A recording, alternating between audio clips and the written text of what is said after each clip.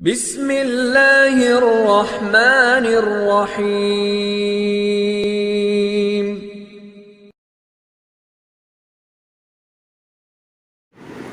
السلام عليكم ورحمة الله وبركاته.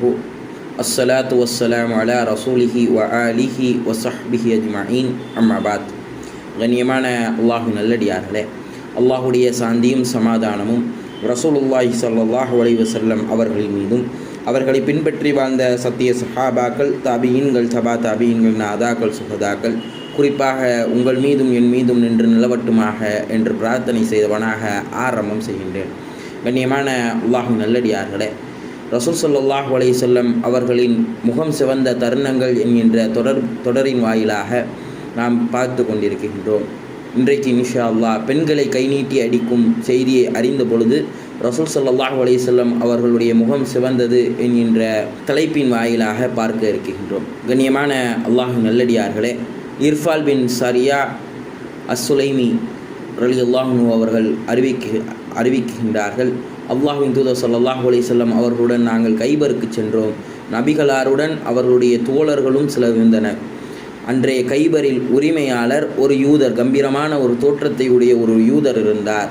அவரிடம் அவரை சந்தித்த பொழுது நபி ஸல்லல்லாஹு அலைஹி வஸல்லம் அவர்களிடம் அந்த யூதர் கூறினார், முஹம்மதே, எங்களுடைய கழுதைகளை அறுப்பதற்கும் எங்கள் விளைநிலங்களை உண்பதற்கும் எங்கள் பெண்களை அடிப்பதற்கும் எங்களுக்கு அனுமதி உள்ளதா என்பதாக ரசூல் ஸல்லல்லாஹு அலைஹி வஸல்லம் அவர்களிடம் அந்த யூதர் கேட்டார். உடனே பெருமானார் ஸல்லல்லாஹு அலைஹி வஸல்லம் அவர்களின் முகம் கடும் கோபத்தால் சிவந்தது.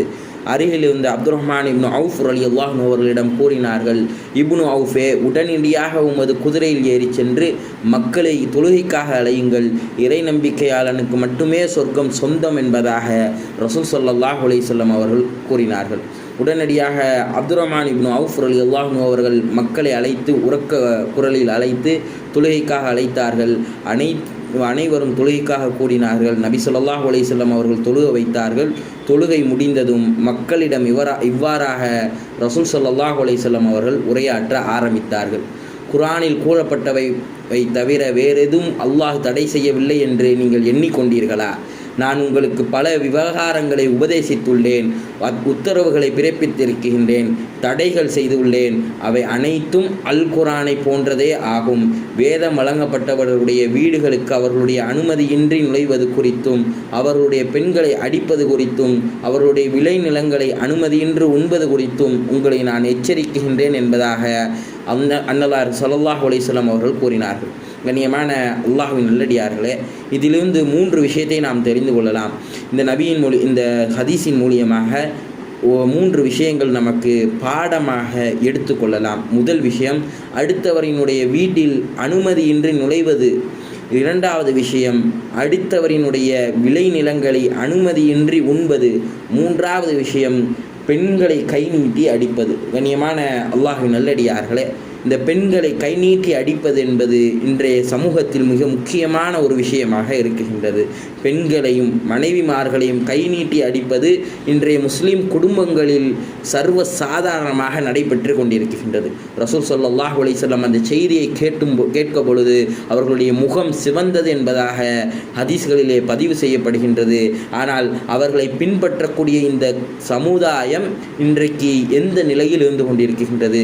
எதை ரசூல் ஸல்லல்லாஹு அலைஹி வஸல்லம் அவர்கள் தடை செய்தார்களோ அதை இன்றைய மக்கள் செய்யக்கூடியவர்களாக இருந்து கொண்டிருக்கின்றார்கள். தன்னுடைய மனைவியை கை நீட்டி அடிக்கக்கூடிய அவல நிலை இன்றைக்கு இந்த இஸ்லாமிய சமுதாயத்தில் அதிகமாக இருந்து கொண்டிருக்கின்றது. கண்ணியமான அல்லாஹ்வின் நல்லடியார்களே, இதை நாம் இன்றைக்கு சிந்தித்து பார்க்க வேண்டும். அல் குர்ஆனில் அல்லாஹ் தஆலா மனைவிமார்களை பற்றி நமக்கு சொல்லி காட்டுகின்றான். நம்மளுடைய மனைவிமார்கள் எப்படி நமக்கு கட்டுப்பட வேண்டும், அந்த கட்டுப்படவில்லை என்றால் அவர்களை எப்படி கட்டுக்குள் கொண்டு வர வேண்டும் என்பதாக அல்லாஹ் தஆலா தன் திருமறையிலே சுட்டி காட்டுகின்றான். அதில் ஒரு விஷயம் அடிப்பது என்பதாக வருகின்றது. ஆனால் இன்றைக்கு நாம் எதை எடுத்துக்கொண்டோம்?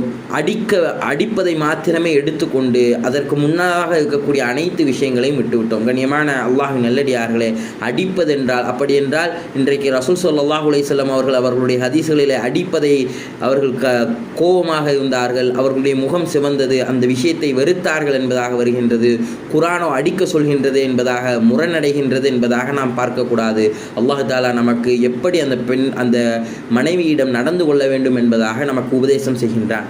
அல்லாஹ் தஆலா கூறுகின்றான், உங்களுடைய மனைவி உங்களுக்கு கட்டுப்படாத மனைவியாக இருந்தார்கள் என்றால் முதலில் அவர்களுக்கு நல்லுபதேசம் செய்யுங்கள். இன்றைக்கு நம்மில் எத்தனை நபர்கள் நம்முடைய மனைவிமார்களுக்கு நல்லுபதேசம் செய்கின்றோம்? எடுத்த இடுப்பிலேயே நாம் கைகளால் நீட்டி அடிக்க ஆரம்பித்து விடுகின்றோம். கண்ணியமான அல்லாஹ்வின் நல்லடியார்களே, அல்லாஹ் தஆலா முதல் விஷயமாக நல்லுபதேசம் செய்ய சொல்கின்றான். இன்றைக்கு பெண்களும் சரி நல்லுபதேசம் கேட்பதற்கு தயாராகவில்லை.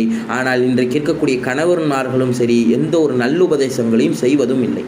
இரண்டாவது விஷயம், படுக்கையிலிருந்து விலக்கி வைக்க வேண்டும் என்பதாக அல்லாஹ் தஆலா குர்ஆனில் கூறி காட்டுகின்றான். மூன்றாவது விஷயம், லேசாக அடிக்க வேண்டும் என்பதாக கூறுகின்றார். கண்ணியமான அல்லாஹ்வின் நல்லடியார்களே, ஆனால் இன்றைக்கு நம்முடைய சமுதாயம் அடிப்பதையே ஆரம்ப விஷயமாக வைத்திருக்கின்றார்கள். ஆனால் அல்லாஹ் தஆலா அடிக்க வேண்டும் என்பதாக எடுப்பிலே கூறவில்லை. நான்காவது விஷயம், கணவனின் உறவினர்களிலிருந்தும் ஒருவரையும் மனைவியின் உறவினர்களிலிருந்து ஒருவரையும் சமாதானம் செய்வதற்காக ஏற்பாடு செய்ய வேண்டும் என்பதாக அல்லாஹ் தஆலா இந்த 4 விஷய கணவன்மார்களுக்கு அல்லாஹ் தஆலா சுட்டி காட்டுகின்றான். இன்றைக்கு சிந்தித்து பார்க்க வேண்டும். ஆனால் நாம் இன்றைக்கு எப்படி இருந்து கொண்டிருக்கின்றோம்? அடித்தால் பிரிவினை ஏற்படத்தான் செய்யும். தம்பதியர்கள் ஒருவரோடு ஒருவர் திருப்தியற்று இருக்கும் நிலையில் அடித்தால் என்னவாகும் என்பதனை இன்றைக்கு நாம் சிந்தித்து பார்க்க வேண்டும். ஆனால் நாம் இன்றைக்கு எடுத்த எடுப்பிலே அடிக்கக்கூடியவர்களாக இருக்கின்றோம். முதலில் உபதேசம் செய்ய வேண்டும். இரண்டாவது, அவர்களை விட்டு பிரிந்து வாழக்கூடிய ஒரு சூழ்நிலையை உருவாக்க வேண்டும். மூன்றாவது, லேசாக அடிக்க வேண்டும். நான்காவது, அப்படியும் அவர்கள் கட்டுப்படவில்லை என்றால் நம்முடைய குடும்பத்தார்களிலிருந்தும் அவர்களுடைய குடும்பத்தார்களிலிருந்தும் வரவழைத்து சமாதான ஒப்பந்தம் பேச வேண்டும். ஆனால் இன்றைக்கு சிந்தித்து பார்க்க வேண்டும், நம்முடைய சமுதாயம் எந்த நிலையில் இருந்து கொண்டிருக்கின்றது. ரசூல் ஸல்லல்லாஹு அலைஹி வஸல்லம் அவர்களுடைய வாழ்க்கையை எடுத்து பார்த்தால் நமக்கு தெரியும். ரசூல் ஸல்லல்லாஹு அலைஹி வஸல்லம் அவர்கள் என்றைக்கும் எந்த ஒரு மனைவியும் அடித்ததில்லை என்பதாக அன்னை ஆயிஷா ரலியல்லாஹு அன்ஹா அவர்கள் பதிவு செய்கின்றார்கள். சிந்தித்து பார்க்க வேண்டும். ஆனால் ரசூல் ஸல்லல்லாஹு அலைஹி வஸல்லம் அவர்களுடைய வாழ்க்கையை எடுத்து பார்த்தோம் என்றால் அவர்களுடைய வாழ்க்கையிலும் பிரச்சனைகள் இருந்தது. அவர்களுடைய குடும்பத்திலும் மனைவிமார்களுக்கும் அவர்களுக்கும் சில முரண்பாடுகள் இருந்தது. அதை எப்படி ரசூல் ஸல்லல்லாஹு அலைஹி வஸல்லம் அவர்கள் எதிர்கொண்டார்கள் என்பதை நாம் சிந்தித்து பார்க்க வேண்டும். ரசூல் ஸல்லல்லாஹு அலைஹி வஸல்லம் அவர்களுக்கும் அவர்களுடைய மனைவிமார்களுக்கும் சில பிணக்குகள் ஏற்பட்ட பொழுது ரசூல் ஸல்லல்லாஹு அலைஹி வஸல்லம் அவர்களை விட்டு பிரிந்து வாழக்கூடிய ஒரு சூழ்நிலையை அமைத்து கொண்டார்கள். கிட்டத்தட்ட 29 நாட்கள் அவர்கள் தனித்து வாழ சென்று விட்டார்கள் என்பதாக நமக்கு ஹதீஸ்களின் மூலியமாக தெரிந்து கொள்ளலாம். சிந்தித்து பார்க்க வேண்டும். நம்முடைய பெண்களை அடிப்பது ஆண்மை என்பதாக நினைத்து கொண்டிருக்கின்றோம். அது அல்ல உண்மையான ஆண்மை. அவர்களுக்கு அதை எடுத்துரைத்து நல்ல உபதேசங்களை செய்து அவர்களை நல்ல வழியில் கொண்டு செல்வது தான் உண்மையான ஆண்மை. இன்ஷா அல்லாஹ் நம்முடைய பெண்களையும் நம்முடைய மனைவிமார்களையும் எப்படி வைத்து கொள்ள வேண்டும் என்பதனை இந்த இஸ்லாம் நமக்கு சுட்டி காட்டியிருக்கின்றது. பெண்களை அடிப்பதை விட்டும் அவர்களை தெரிந்து கொள்ளக்கூடிய வாழ்க்கையை அல்லாஹ் தஆலா உங்களுக்கும் எனக்கும் நசீபாக்கி தருவானாக. வஹிர் தவானா அனில் ஹம்துலில்லாஹி ரப்பில் ஆலமீன். அஸ்ஸலாமு அலைக்கும் வரஹ்மத்துல்லாஹி வபரகாத்துஹு.